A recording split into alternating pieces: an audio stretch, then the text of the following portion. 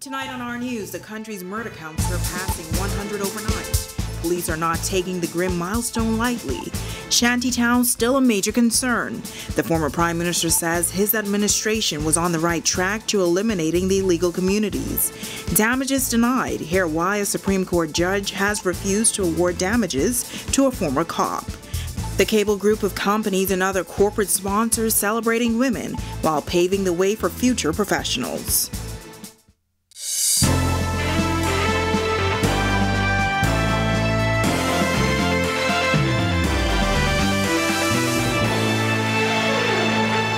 Welcome to our news and thank you for joining us. I'm Natalia Hall. Topping news tonight, the country hitting a grim milestone overnight after a man's bullet-ridden body was found in the road just feet away from an elementary school and a gated community. It's the third murder investigation police have opened this week, and this latest homicide pushes the murder count to 101 for the year. Police say they are taking action. Megan Shepard reports. Police received a report about a possible traffic accident on High Point Road last night. Police Press Liaison Chief Superintendent Christine Skippings says what police found on the scene told a different story. On arrival, met a male lying in the street with injuries to the upper body. On examination of that young man, we found that the injuries were consistent with gunshot injuries. At present, we are uncertain of the circumstances surrounding this particular incident. While the victim was not identified, Chief Superintendent Skippings explains what police know. We know that he is a dark male, appears to be in his late 20s at this particular time. She is appealing to anyone with any information to come forward. We appeal to members of the public who may have been in this area. You may have seen a vehicle or a person running from this area. Whatever little bit of information that you may have that you think can advance this investigation. With this being the second murder for the week, Skippings reassures the public that patrols throughout the island have been ramped up. Patrols are beefed up. We have saturated patrols throughout New Providence. They're saturated patrols, and so they will continue. Again, we ask for the public assistance in this fight against crime. Reporting for our news, I'm Megan Shepard.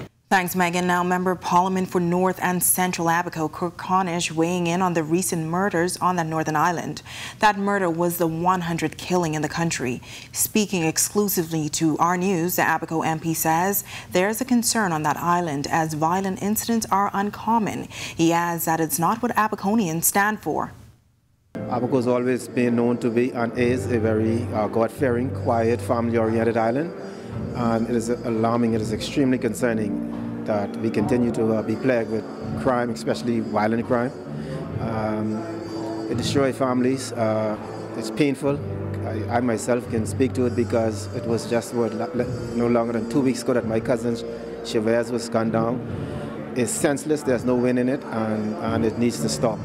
Cornish's comments come after a man was shot to death in South Abaco on Wednesday night, and in early September, Olympic sprinter Chavez Hart was shot and killed in the parking lot of a bar in North Abaco. A 28-year-old man was charged with his killing.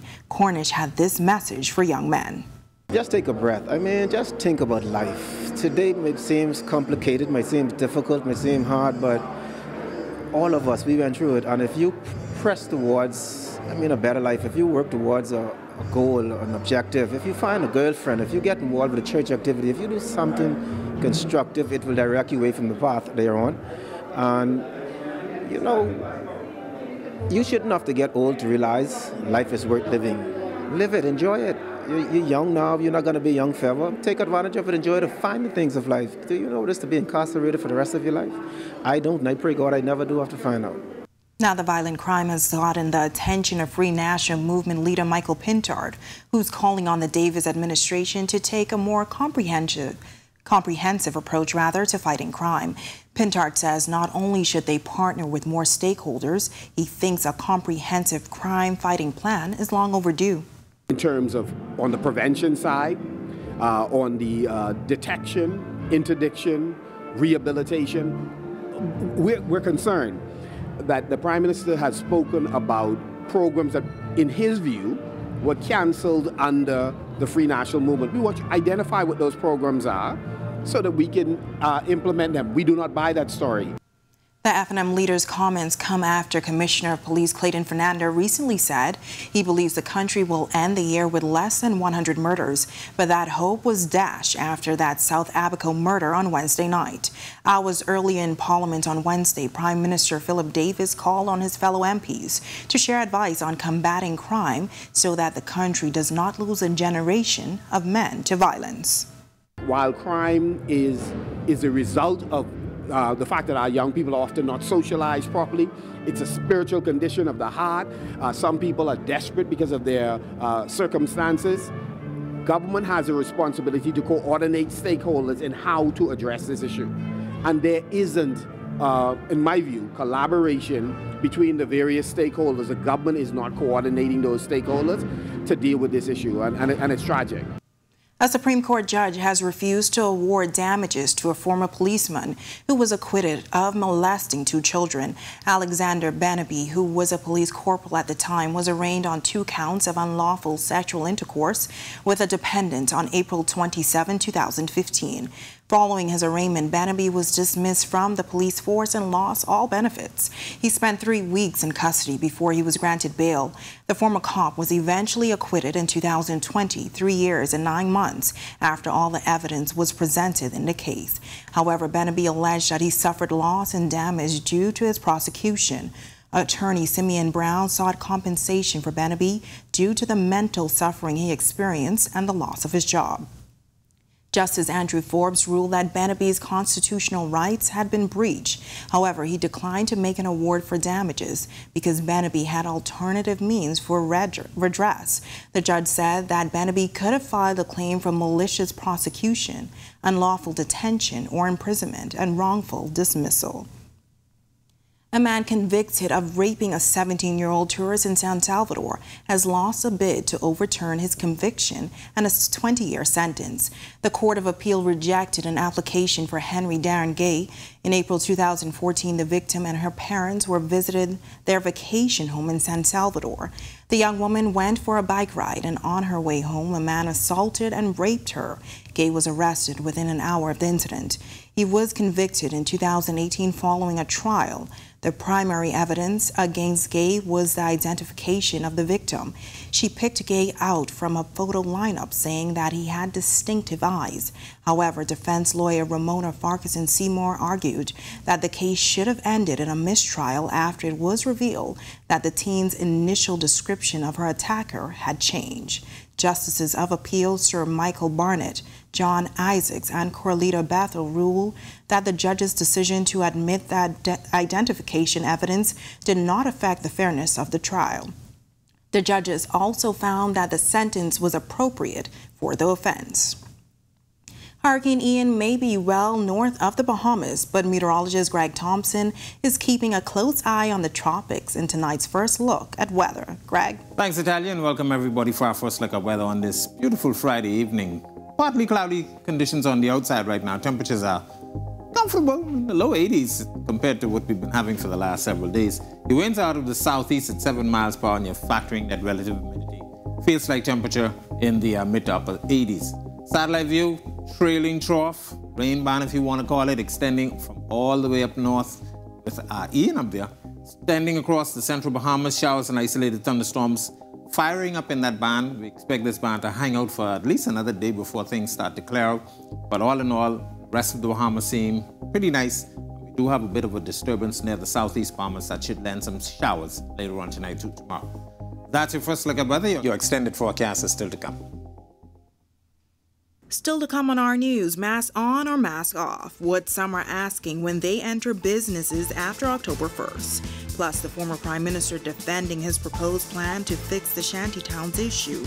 And later, Hurricane Ian leaving a trail of destruction in some cities across Florida. Hear from one Bahamian college student living in Tampa. That's coming up when our news returns.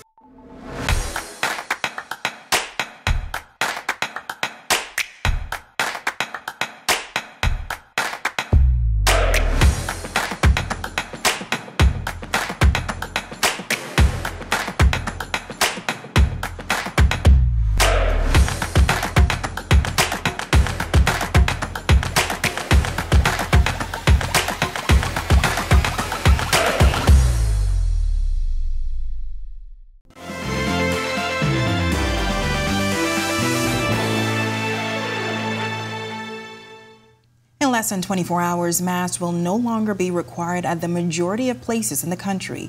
The lifting of the mask mandate comes as a relief for many, but some are questioning if local businesses can make it mandatory for masks to be worn in their stores. Bethany McDermott reports. One day before the much-anticipated lifting of the mask mandate, it remains unclear if local businesses reserve the right to block entry if patrons walk in maskless.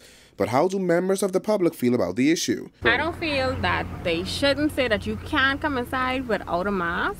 It's just that persons themselves just need to follow proper protocols. I think it should be up to the individual to wear a mask if they so choose.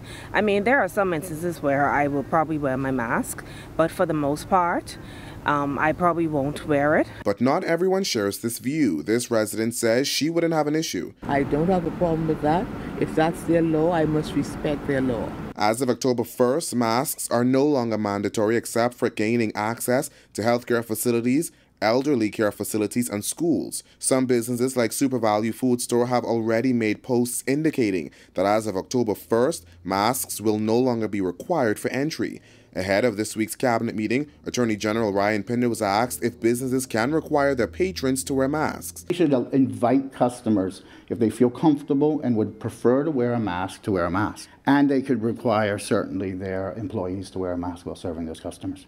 We asked Acting Chief Medical Officer Dr. Philip Swan if penalties will remain in place for those specific areas.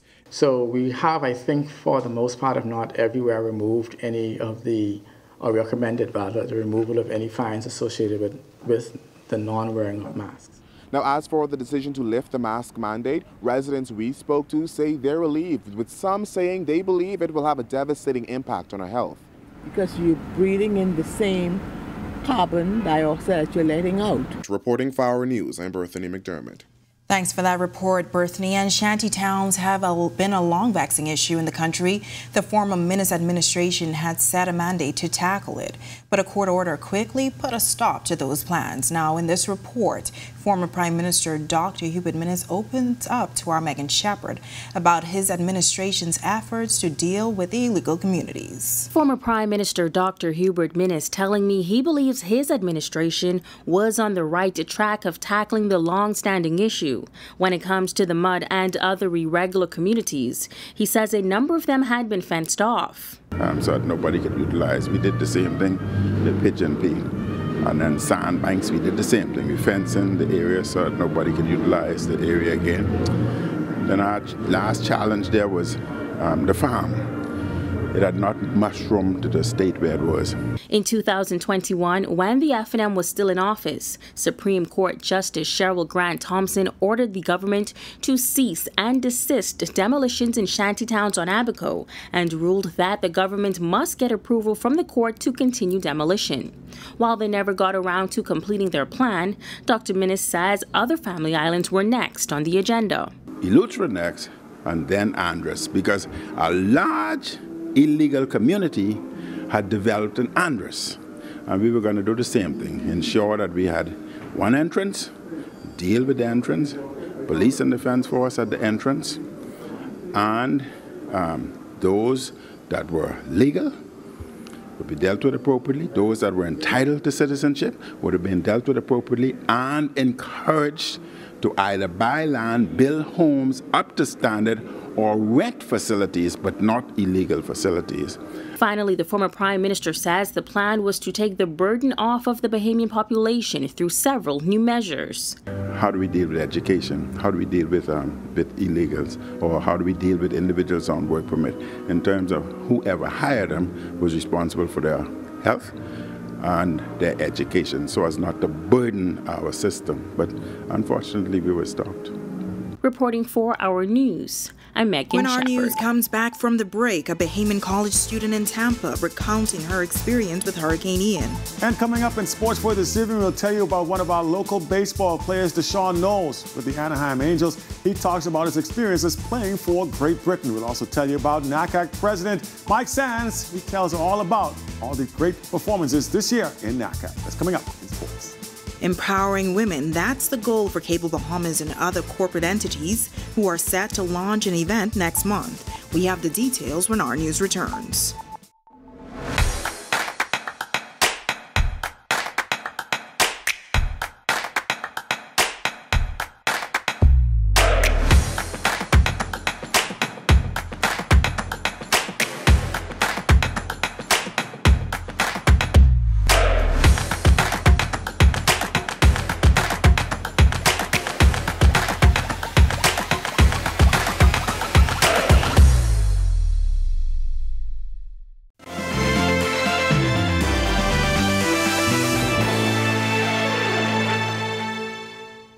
This is our news. Welcome back. Days after Ian lashed Florida as a powerful Category 4 storm, millions of people living in Florida are left to pick up the pieces. Among them, Bahamians who call the Sunshine State home, including a University of Tampa student who had to evacuate her dorm. She spoke to our Melina Leonard. Destiny Greenslade is a sophomore at the University of Tampa. She says as Hurricane Ian approached, her previous experience with storms kept her calm. You know, in the Bahamas, we're used to hurricanes and severe weather and stuff like that. So I was just waiting to see what the school would say, if we would have to close down or leave. So that was the top of my mind, but it wasn't that I was afraid, I would say. Last Sunday, UT notified students that there would be no classes this week. But on Monday, she got another email, this time with more pressing news. They gave us until Tuesday to get out, leave the residence halls, because I live on campus. And they gave us till Tuesday at 1 p.m. to actually leave campus.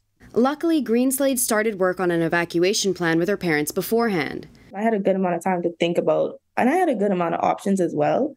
So by the time as we came to a conclusion, the next day it was fine. We already knew what we were going to do, where I was going to stay, and who I was going to be with. The UT student and her brother, who also lives in Tampa, are currently staying with a friend. But as the president of the University of Tampa's Caribbean Student Association, she also kept tabs on where some of her fellow Bahamians were during the storm. I know some people did stay in Tampa where they lived.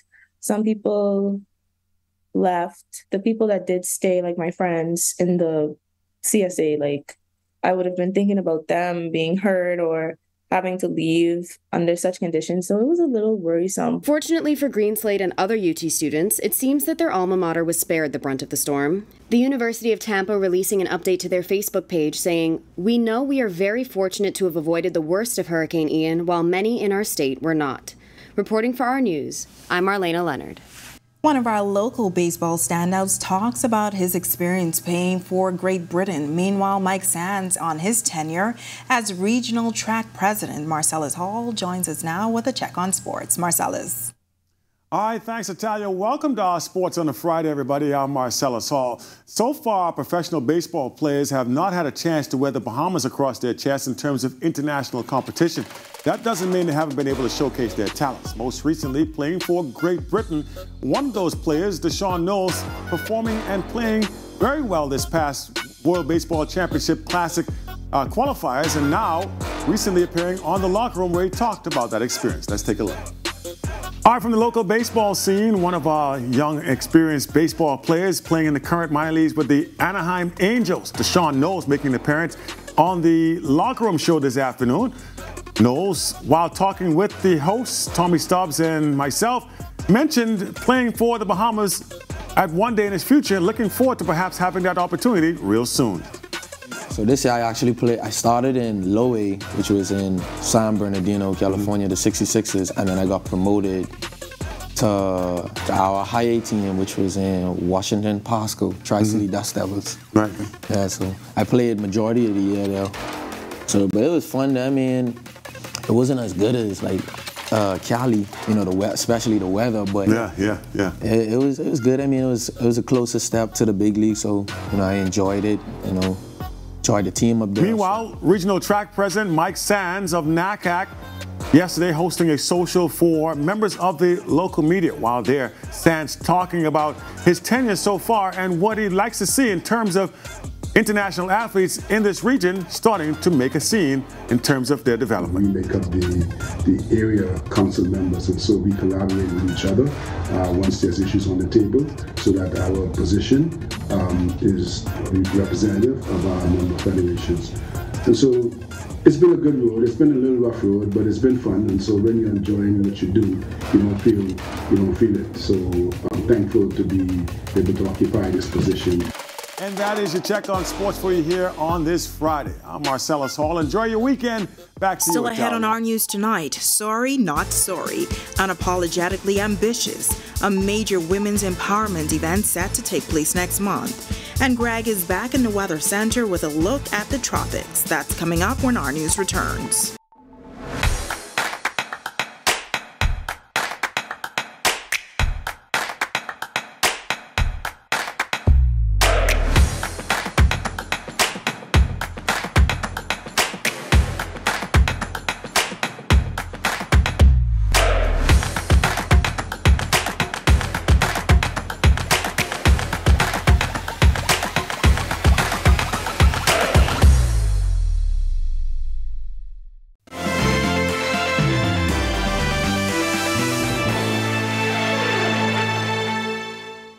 Welcome back to our news. The weekend is just around the corner, so what kind of weather can you expect over the next few days? Well, Greg is back in studio with our extended weather forecast. Greg?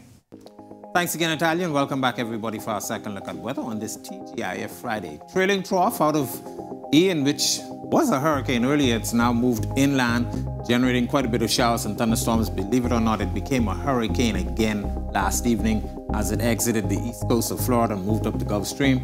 But that trough is extending across the central Bahamas. Showers and thunderstorms associated with that trough will continue to fire up across those areas. And there's an upper level disturbance just to the southeast of the Bahamas, right across Hispaniola and Puerto Rico. That's going to be moving in tandem with this trough. So we're looking at some showers and some isolated thunderstorms across the southeast Bahamas as well. The remainder of the tropics, quiet. There is a tropical wave out there in the open Atlantic that the National Hurricane Center is giving about a 30% chance for formation. All of that will continue to move towards the west. And once again, showers and thunderstorms associated with that upper level low and that trough still in the forecast through tomorrow and possibly even into Sunday. Boating forecast for the northwest and central Bahamas tonight through tomorrow. Small craft use some caution. There's still some swells associated with Ian out there. South to southwest winds at 10 knots. They will fall light and variable at times, but your seas will be running 1 to 3 feet near shore, but up to 5 feet offshore in some northeasterly swells. High tide will be at 11:54 tonight for the southeast Bahamas. East to southeast, actually southeast to south. 10 to 15 knot seas will be running 2 to 4 feet over the open waters. Here's a look now at your Family Island weather and temperatures for tomorrow.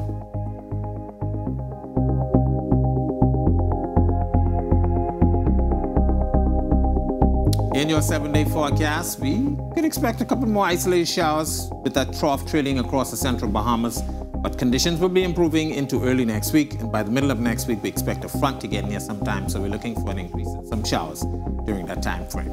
That's a look at our weather. Make it a safe Friday evening and have a great weekend. Thanks, Greg. And Cable Bahamas and other corporate sponsors are teaming up to produce a women's empowerment event next month at Baha Mar. Now, the target audience is women and high school girls. The goal is to promote women's inclusion and empowerment in the workplace. Cable Bahamas Group CEO Franklin Butler. Sorry Not Sorry, being unapologetically ambitious is our inaugural event intended to bring young and professional women together to network, socialize, and discuss the importance of empowerment, positivity, and overcoming adversity. The event, which is scheduled for October 12th, is not only for women. Butler shares why. It's not just for women, because in Shelley's book, which I've personally taken the time to read, she highlights the role of male mentors in helping women to break barriers.